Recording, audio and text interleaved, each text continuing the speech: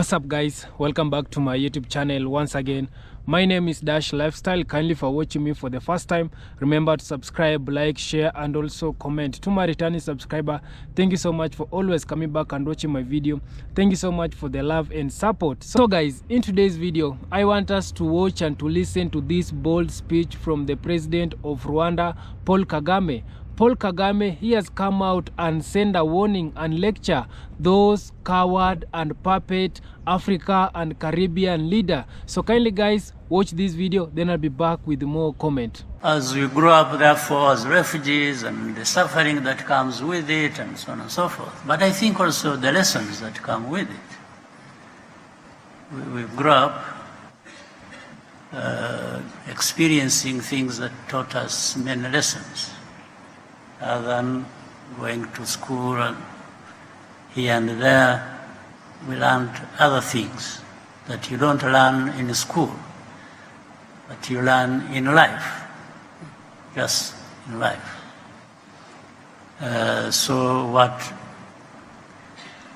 to the particular question, the problem I saw was, I was even asking myself, I asked my father when I was 12, whom I lost when I was 15. But at 12, I asked my father, I said, what did we do? Why are we here? Are we in a refugee camp, feeding by way of getting ration every week? He went into a long story which explained the problem, but I won't repeat that. But I think it was clear that it was politics, it was the leaders, it was, in our case, it was a convergence of colonial times and the times of independence. And, everything was just what it should not have been. So those are lessons we learned. So something was wrong. But it is disheartening to when you see that what I'm talking about then, so many years ago, in the 60s, some of them are happening even now. You still have people, especially young people, suffer the most, I imagine, and their mothers, and you still have people suffering, and suffering because of politics, because of all kinds of bad governance. Today, why should, as I experienced it when I was 4 years, why should it be happening now anywhere? It doesn't have to be in this country. Why should it happen anywhere, say on our continent? That we still have refugees, we still have tribal conflicts, we still have all kinds of things, people fighting each other than building themselves and building their countries. So for me, it's a lesson learned, a lesson that also shaped some of us until this day. And for the young people here in the room, you don't have to go through that in order to be shaped the right way as many young people at that time came out to be. So you can learn even lessons of others, things that happen in time, in history, to other people. And also put yourself in that position where you may think, what's supposed to happen to me? Or it can even happen to me. What should I do to prevent that? Or what would I do if I face that to actually come through it alive and manage it well, but that is not just you. It becomes a bigger community, a bigger society that we are talking about. So probably I gave you more than you asked for, but thank you, Mr. Stop President. here for now. Thank you for that reflection. It is indeed disheartening. Thank you. It is indeed disheartening to hear that political instability is still ravaging some of our African.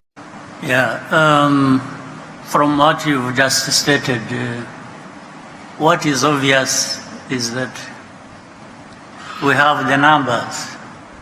Indeed. Now, next is to work out the quality of those numbers. It's not just going to be numbers, it's also whether. So we have to invest in our different systems that the young people grow through, whether it is education, it is, but there's something we always forget at times. You provide education, you mind their health, you call upon them to participate and even in their own growth as well as their country's growth. But there has to be that environment that actually allows everything to happen. I'll come back to the politics of everything. The politics that allows stability to prevail, and therefore within that all kinds of things to be done that we are talking about. We have to build the infrastructure, therefore, on top of that, that serves these young people. And then their task, which they always are going to be good at, will be entrepreneurship, as we have been told. It will be about innovation. It will be about doing whatever business that earns them a good living that everyone aspires toward. So Africa has everything to be where we want to be who we want to be. So we can only blame ourselves for not achieving that. And therefore, to avoid the blame of blaming ourselves, that's why I started with saying the politics has got to be right, and it has to provide the stability that therefore creates that environment where people can do what they are best at. We have seen it's no longer just the potential. People have been talking about the potential of our continent. No, we've just seen how that potential to an extent has materialized to actually prove that everything is possible.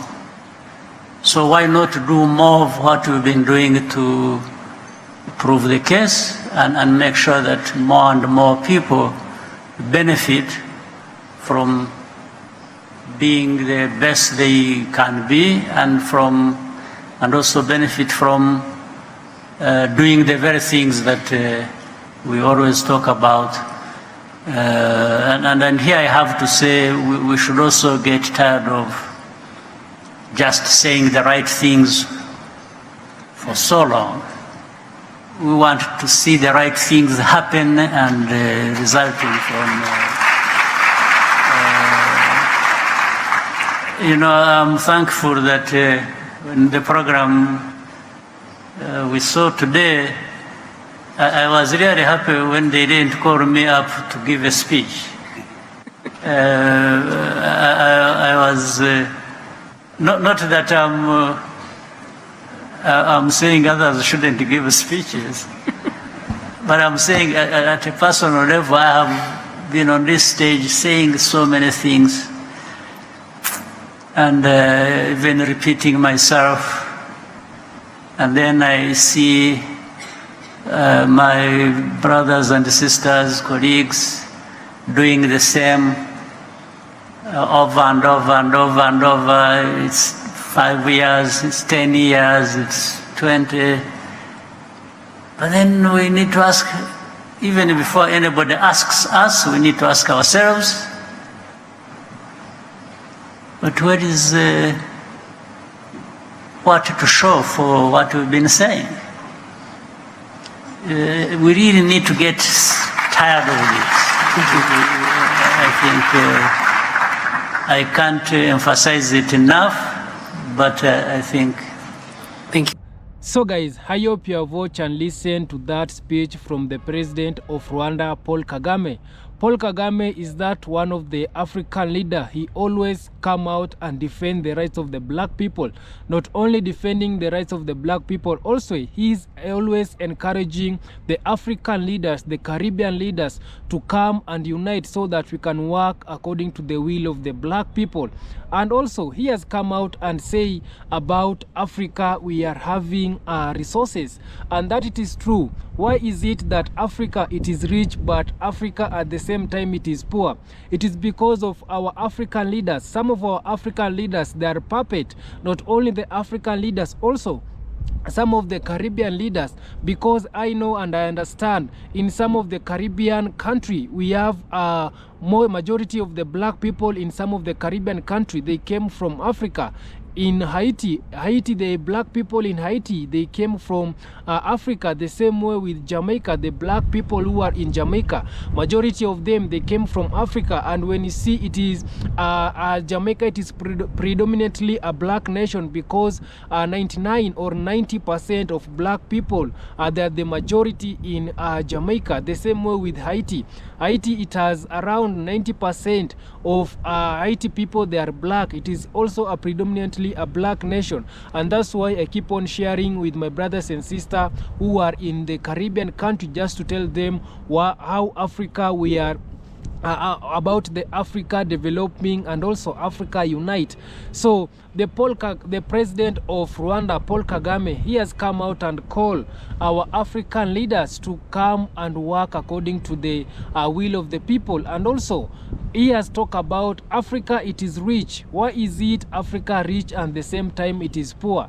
It is because of some of our African leaders. They are becoming puppet. They are being controlled from outside.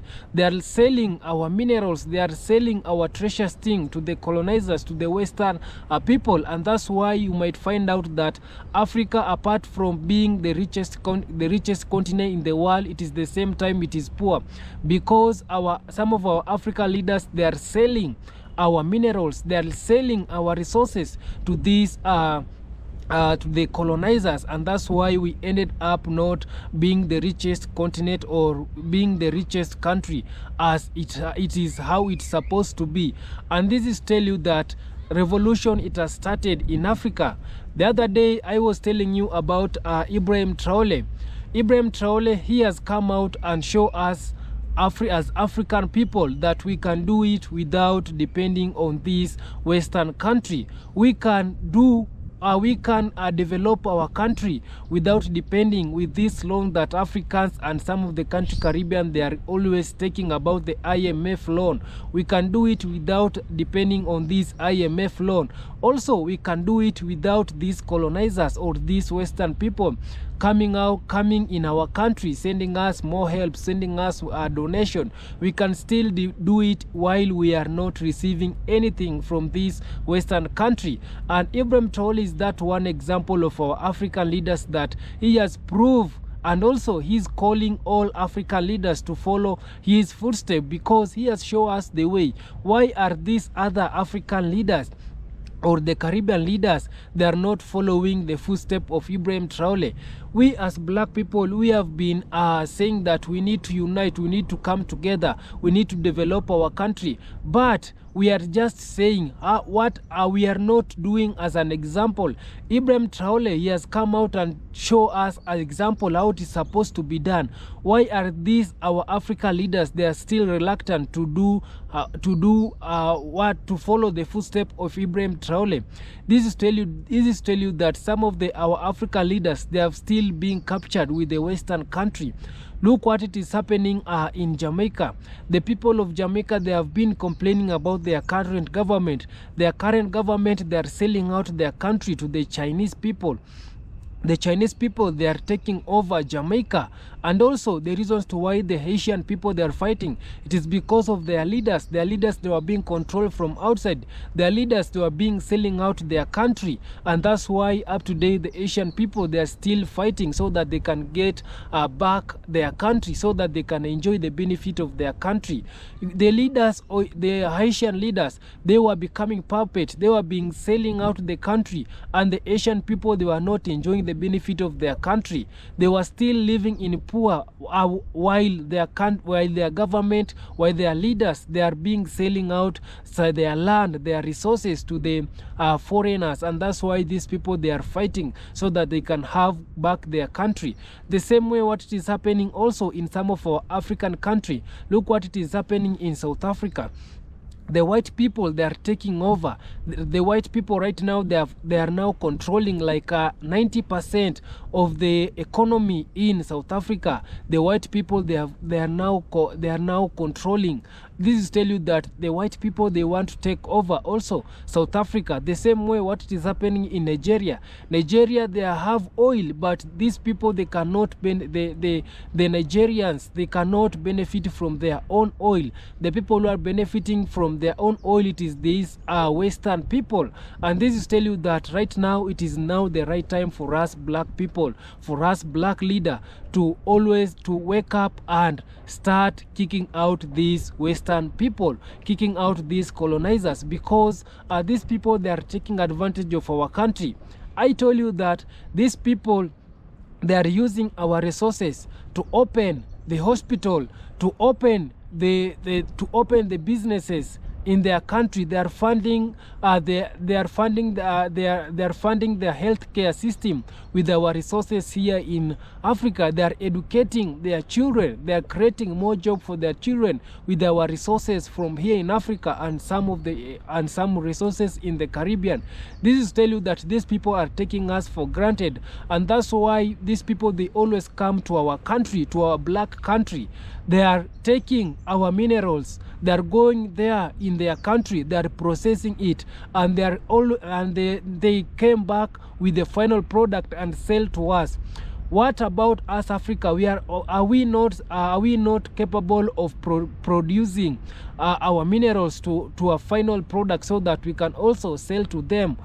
Because these people that are taking our minerals, they are processing it in their country by creating more jobs to their children, and then they are coming back in Africa or in some countries in the Caribbean. They are selling this product, the final product, to us. This is tell you that these people are taking us for granted. We need to start working to our country. We as African and Caribbean leaders, we need to come together. We need to unite so that we can become more powerful. I've been telling you that we as black people, we are the majority. Black people, we are everywhere. We are not the minority in this world. But how is it the minority, they have more powers than the majority? This is tell you that we black people, we are lacking something. Yeah, and this something, it is just to unite, because we will find a fellow black people cannot support their fellow black people. We as black people, we are known of supporting these other races, and that's why these other races, they are on top of us. And we as black people, we are making them to be on top of us. We need to support our own so that we can also be on top of these other races, the Indian, the Chinese. We need to support ourselves. We need to support our brothers and sisters. Our African and Caribbean leaders, they need to come together. They need to create more job opportunity. They need to develop our country. We have resources. We have everything. We can do it without depending to these Western people. I need to see Africa and Caribbean becoming one. I need to see Africa having borderless. I need to see Africa using one currency. I need to see Africa producing its own money. That's what I want to see. And when that will be happening, Africa will be the more richest country in this world. And also, I need to see those old leaders to step down, to give away to these young leaders, because you can see how what Ibrahim is doing. Ibrahim Traoré is doing. He's the youngest African leaders, but he has achieved some of the things that these our African leaders who have stayed in power for more than 20 years, for more than 30 years, they have not achieved. This is tell you that we are tired of these old leaders. These old leaders, they have not worked. Their leadership, it is not working. They need to retire, to give away to the young leaders, because young leaders right now, they have wake up. The revolution, it has started, and these young leaders, they have energy. They have open-minded to take our countries to the next level. And that's why I keep on telling you that these old leaders, if they don't want to follow the footsteps of Ibrahim Traoré, they should need to step down and give away to the young leaders, so that young leaders can work and show them how it's supposed to be. So kindly guys, subscribe if you haven't, like this video, share, and also comment. See you on my next one. Bye bye.